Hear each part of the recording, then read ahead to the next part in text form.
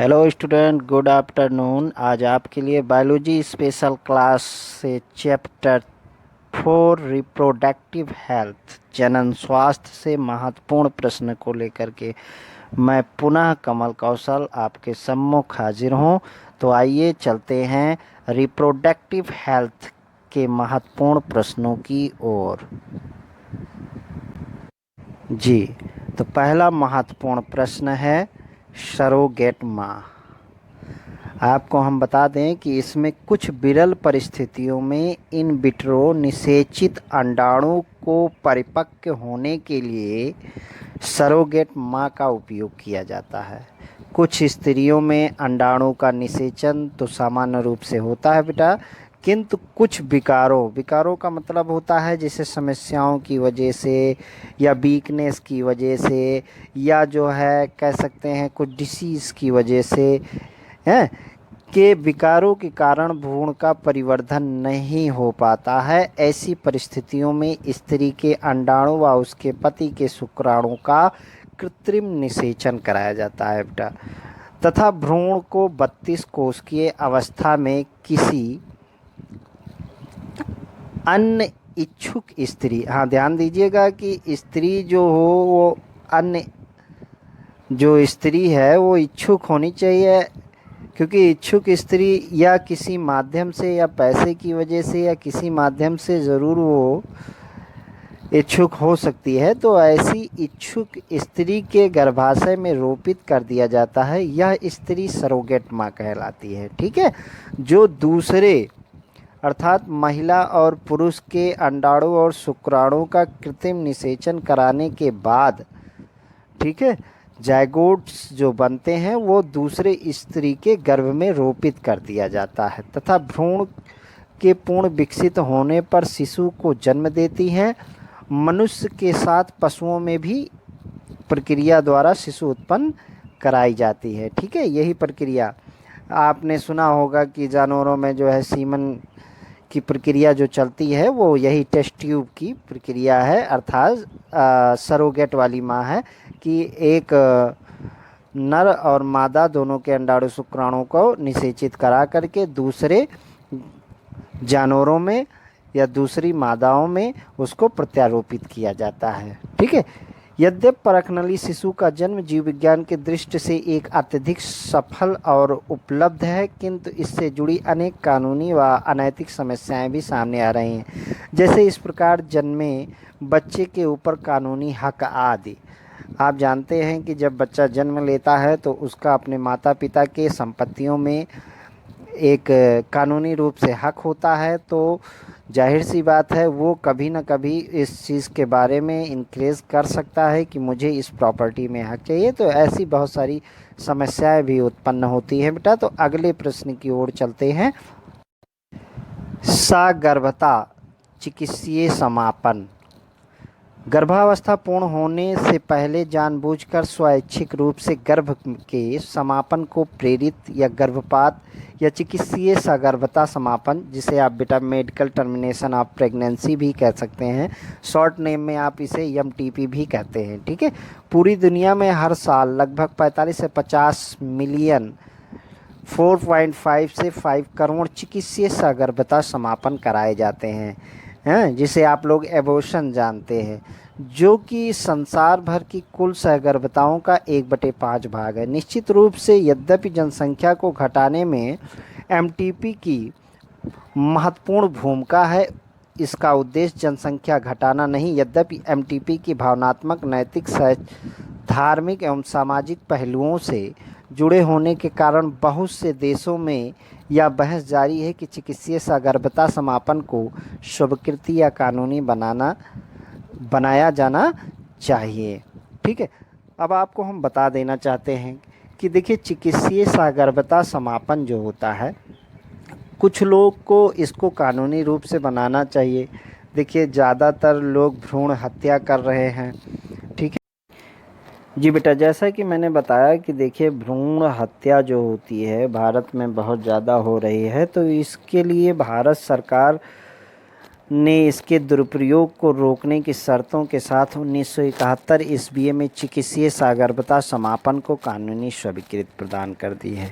इस प्रकार के प्रतिबंध अंधाधुंध और गैरकानूनी मादा भ्रूण हत्या तथा भेदभाव को रोकने के लिए बनाए गए हैं, जो अभी भी भारत देश में बहुत ज़्यादा हो रहा है।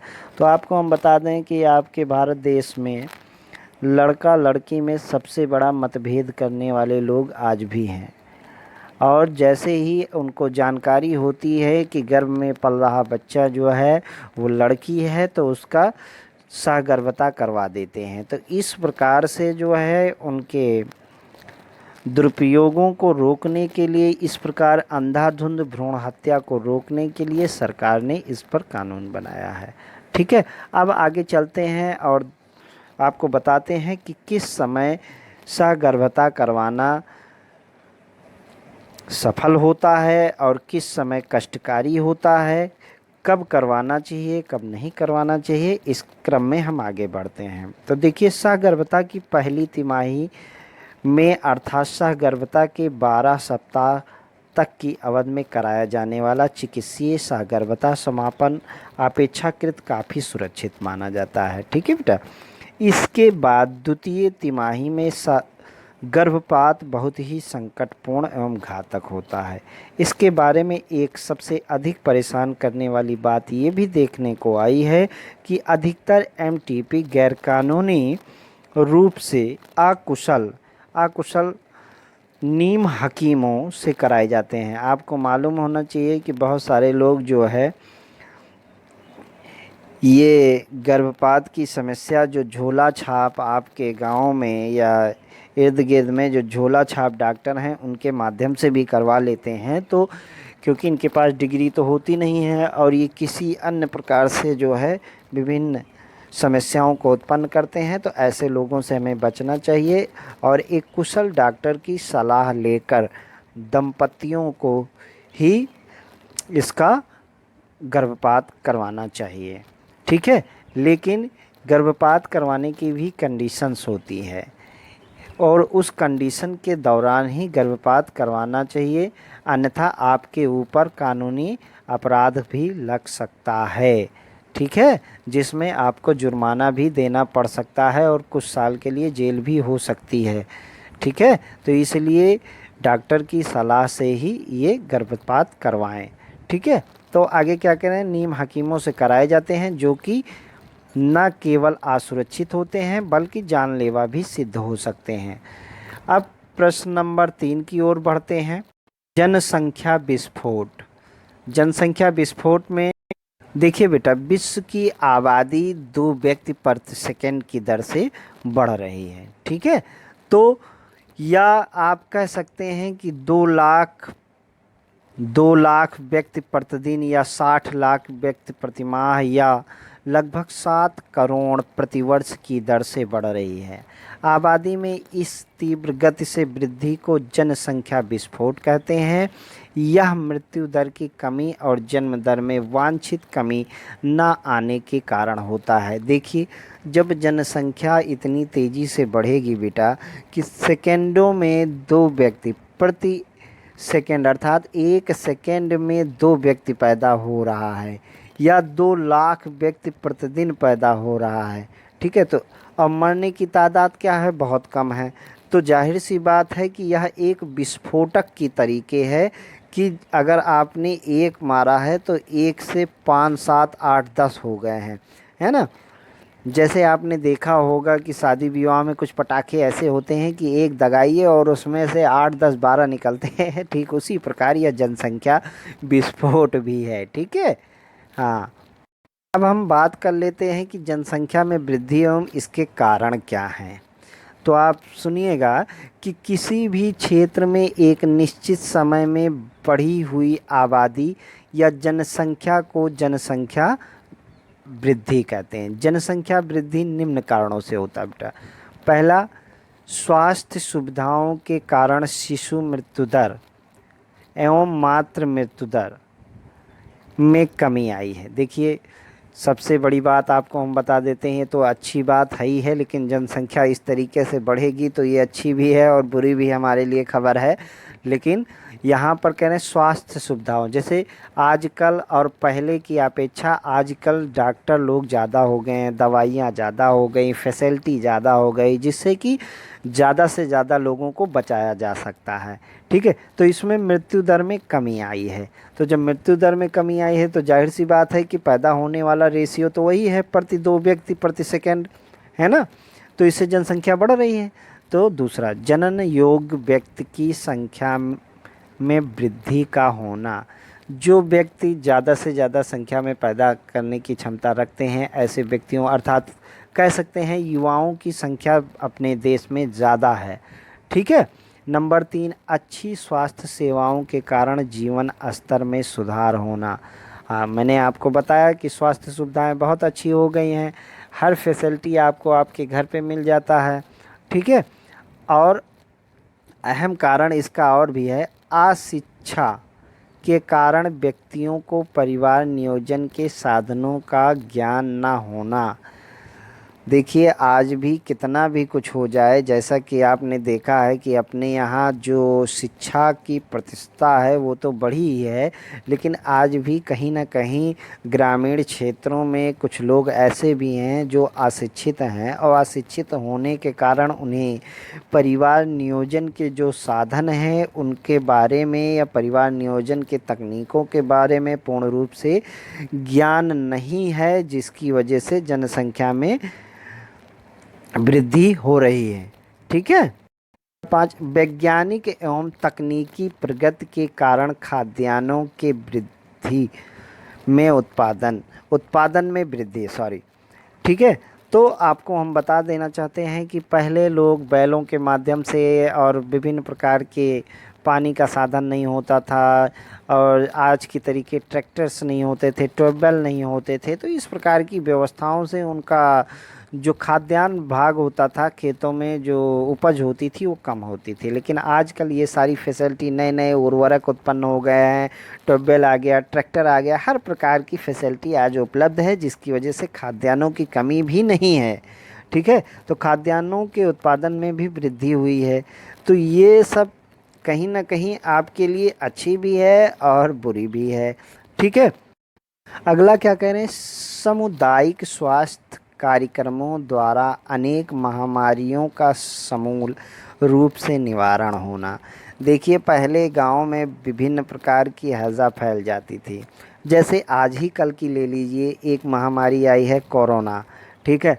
अब आप अगर जानकारी ना होती तो भारत सरकार द्वारा जो इतना लंबा लॉकडाउन का मुहिम चलाया जा रहा है जिससे कि लोगों तक यह बीमारी ना पहुंच सके, तो आपको जानकारी कैसे होती, इसमें बहुत सारे लोग मर जाते। लेकिन ये जानकारी हमें स्वास्थ्य की तरफ से मिल गया, WHO की तरफ से हमें मिल गया, हो वर्ल्ड हेल्थ ऑर्गेनाइजेशन जिसे कहते हैं उसकी तरफ से मिल गया कि यह एक महामारी है और इस बीमारी से बचना है तो आप सभी लोग अपने घरों में रहिए। तो इस प्रकार से कार्यक्रमों को चलाया जाता था और उसका निवारण हो जाता है। ठीक है। इससे भी मृत्यु दर कम हुई। तो नंबर 7, निम्न सामाजिक स्तर के कारण अधिकांश निर्धन व्यक्ति यह विश्वास करता है कि जितने अधिक बच्चे होंगे वो काम करके अधिक धनोपार्जन करेंगे। जैसा कि हमने बताया आपको कि अशिक्षा में ये कहीं ना कहीं अविश्वास है, अपने आप में वो एक अंधविश्वास भी कह सकते हैं कि रखते हैं कि जितने व्यक्ति अर्थात उनके घर में जो संतानें होंगी, ज़्यादा से ज़्यादा संतानें होंगी तो ज़्यादा से ज़्यादा धन उपार्जन करेंगी और जल्दी से जल्दी धनवान हो जाएंगे। तो ये सारी चीज़ें गलत है। ठीक है। इसी वजह से जो है वो जनसंख्या में वृद्धि करते रहते हैं। अगला प्रश्न, अगले नंबर पे चलते हैं कि सामाजिक रीति रिवाजों के कारण पुत्र प्राप्ति की चाह में दंपत्ति संतान उत्पन्न करते रहते हैं। जैसा कि हमने आपको बताया था बेटा कि MTP में समस्याएं क्या होती है। ठीक है। वही समस्याएं इस जनसंख्या वृद्धि में भी हो रही है। आज भी लोग मानसिक विकार से पीड़ित हैं। ठीक है। उनके दिमाग में यही रहता है कि जो कार्य लड़के कर लेते हैं वो लड़कियां नहीं कर पाती हैं, जिसकी वजह से वो लड़कों की चाह में एक परिवार की लंबी लिस्ट को तैयार करते चले जाते हैं और ये जनसंख्या वृद्धि का एक कारण भी बनते हैं। तो अगले प्रश्न की ओर चलते हैं कि बांध दंपतियों को संतान पाने हेतु सहायता देने वाली कुछ विधियां। ऐसी महिलाएं जो कि बांध होती हैं, ठीक है, और अगर उनको संतान की प्राप्ति करनी है तो कुछ विधियों को अपनाना पड़ता है। और वो कौन कौन सी विधियां हैं जिसके कारण बांध स्त्रियों में या दंपतियों में संतान की प्राप्ति हो सकती है। पहला नंबर परख नली शिशु, जिसे आप कहते हैं टेस्ट ट्यूब बेबी। तो आप लोग टेस्ट ट्यूब बेबी का नाम ज़्यादा जानते हैं, परख नली शिशु का नाम कम जानते हैं। तो टेस्ट ट्यूब बेबी के बारे में हम आपको बता देना चाहते हैं कि इसके अंतर्गत शुक्राणु और अंडाणु को इन विट्रो निषेचन कराया जाता है। तत्पश्चात भ्रूण को सामान्य स्त्री के गर्भाशय में प्रत्यारोपित कर दिया जाता है। ठीक है, स्त्री के गर्भ में गर्भकाल की अवधि पूर्ण होने पर सामान्य रूप से शिशु का जन्म हो जाता है। ध्यान कीजिए, इससे पहले हमने आपको सरोगेट माता के बारे में बताया था। तो सरोगेट माता वो होती है जो इच्छुक होती है और उसके अंदर जो है नर और मादा दोनों के अंडाणु शुक्राणु को निषेचित करके प्रत्यारोपित किया जाता है। ठीक वही विधि यही है कि परख नली शिशु के बारे में भी यही किया जाता है। ठीक है, तो अब अगले प्रश्न नंबर की ओर बढ़ते हैं कि युग्मक अंतः फैलोपियन स्थानांतरण, गैमेट इंट्रा फैलोपियन ट्रांसफर्स, इस विधि का प्रयोग उन महिलाओं पर किया जाता है जो लंबे समय से बांधे होती हैं। ऐसी माताएं जो 10 साल 12 साल की अवधि तक जो है संतान की प्राप्ति नहीं कर पाते हैं, उन माताओं के लिए जो है ऐसी व्यवस्थाओं का उपाय करते हैं जो लंबे समय से बांध होती हैं। इसके अंतर्गत लेप्रोस्कोप की सहायता से फैलोपियन नलिका के एम्पुला में शुक्राणु व अंडाणु का निषेचन कराया जाता है। ठीक है, नंबर 3 चलते हैं, अंतः कोश का द्रव्यीय शुक्राणु वेधन। ठीक है, इसको हम बोलते हैं इंट्रासाइटोप्लाज्मिक स्पर्म इंजेक्शंस। इसके अंतर्गत शुक्राणुओं को प्रयोगशाला में संबंधित माध्यम में रखकर प्रत्यक्ष ही अंडाणु में वेध दिया जाता है। तत्पश्चात भ्रूण या युग्मनज को स्त्री के गर्भाशय में स्थापित कर दिया जाता है। ठीक है बेटा, अब चौथा नंबर चलते हैं, कृत्रिम गर्भाधान, आर्टिफिशियल इंसेमिनेशन।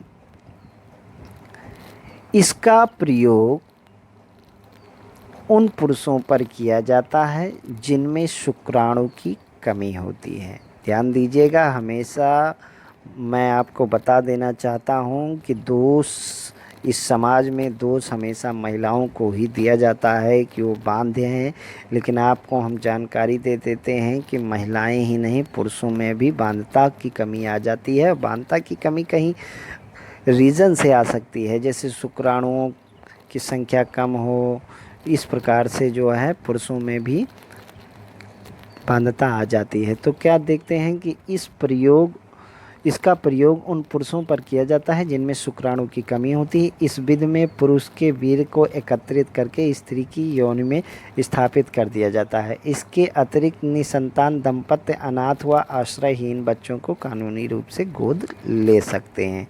ठीक है, अब प्रश्न नंबर 5, किसी व्यक्ति को यौन संचारित रोगों के संपर्क में आने से बचने के उपाय।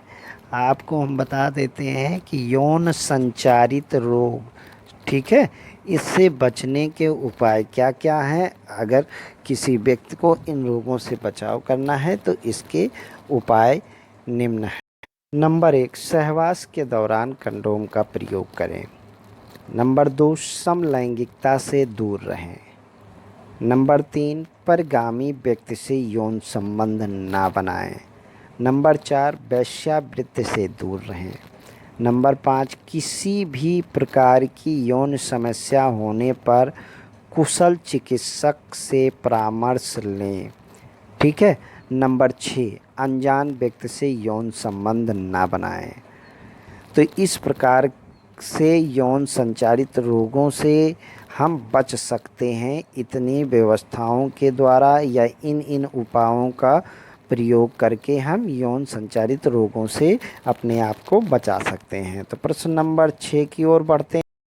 मनुष्य में यौन संबंधी उत्पन्न रोगों के लक्षण, जैसा कि आपने अभी जस्ट पढ़ा है कि किसी भी प्रकार की यौन समस्या होने पर कुशल चिकित्सक से परामर्श लें। तो आपको हम अगले प्रश्न में बता देते हैं कि यौन संबंधी रोग क्या क्या होते हैं और इनसे किस किस प्रकार से बचाव करना होता है या इनके क्या क्या लक्षण हैं, उसके बारे में हम आपको बताएंगे।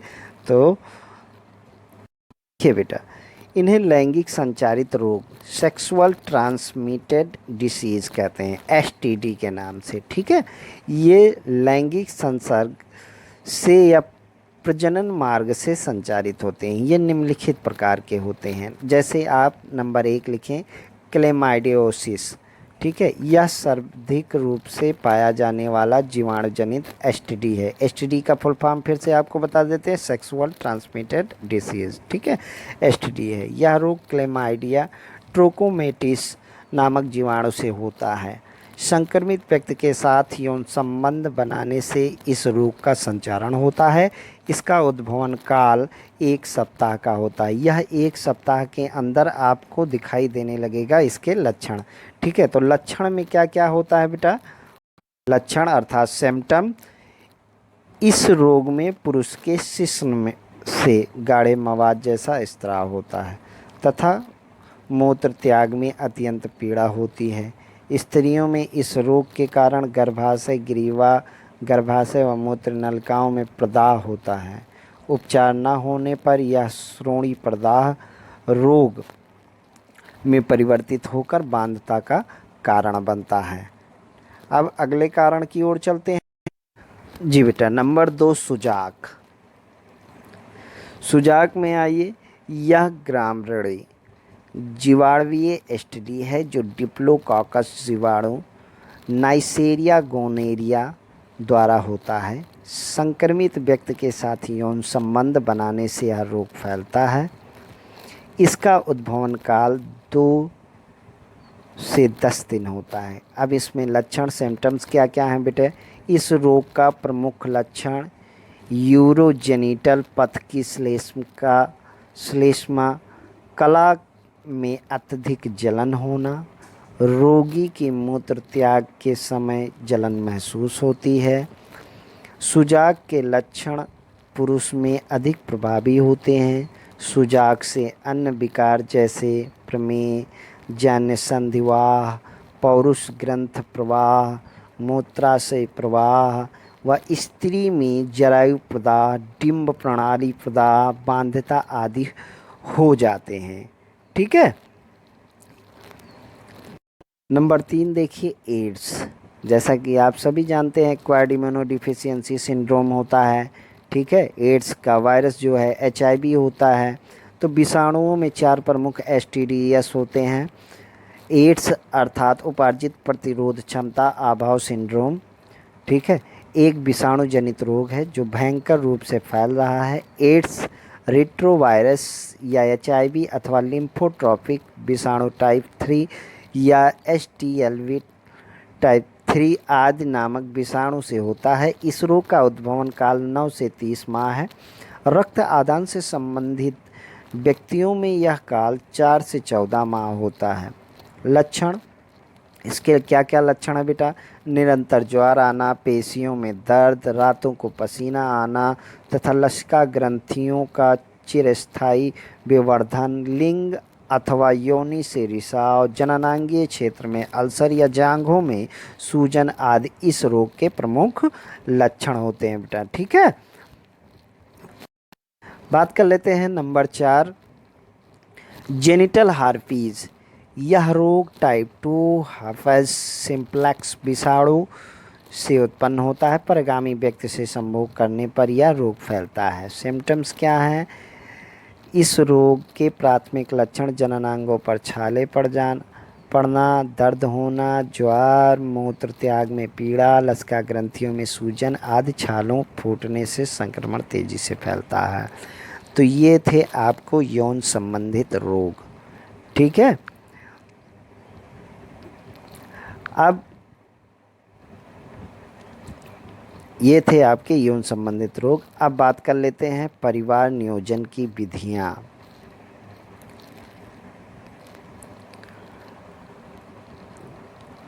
नंबर 7, जनसंख्या को सीमित रखने के लिए विभिन्न प्रकार से परिवारों में संतानों उत्पन्न की दर को नियंत्रित करके मानव जनसंख्या की वृद्धि को कम किया जा सकता है। इस प्रकार परिवार के आकार को सीमित रखना ही परिवार नियोजन है और इसके लिए कई विधियां अपनाई जाती हैं। इन्हें निम्नलिखित श्रेणियों में बांटा गया है। तो पहला कौन सा है बेटा? बांध्याकरण या नसबंदी। ठीक है, देखिए जनसंख्या को सीमित रखने के लिए क्या क्या चीज़ों का प्रयोग करें जिसकी वजह से जो है जनसंख्या की वृद्धि की रोक हो सके। यदि नसबंदी कर देते हैं इससे भी जनसंख्या में रोक हो सकती है। ये सब परिवार नियोजन की विधियां हैं, सरकार द्वारा चलाई गई या एक विकसित विधियां होती हैं जिससे कि परिवार में सीमित संख्या रहे। तो बांध्याकरण या नसबंदी। दूसरा कंडोम का प्रयोग। तीसरा गर्भ निरोधक गोलियों का प्रयोग। चौथा अंतः गर्भाशयी यंत्र। पांचवा बाधा विधियां आदि। तो इस प्रकार से परिवार नियोजन को सीमित रखा जा सकता है या परिवार की संख्या को सीमित रखा जा सकता है। ये परिवार नियोजन की विधियां थी। ठीक है, आज आपको हमारा ये चैप्टर कैसा लगा? ज़्यादा से ज़्यादा लाइक करें, शेयर करें, सब्सक्राइब करें और हमारे चैनल पर थैंक यू सो मच।